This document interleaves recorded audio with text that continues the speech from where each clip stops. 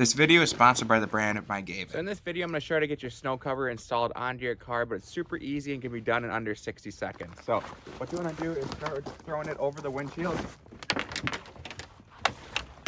Okay, now once it's over the windshield, you can start by putting these elastic bands onto your mirrors, and I like to do both of these first.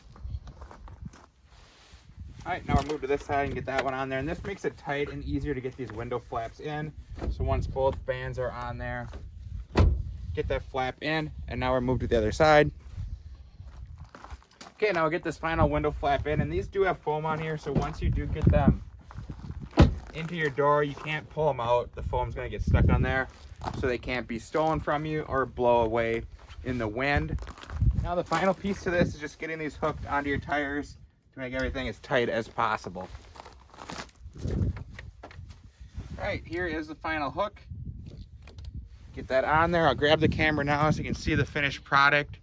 But just like that, this thing is installed and ready to use. Like I said, it goes on there in under 60 seconds.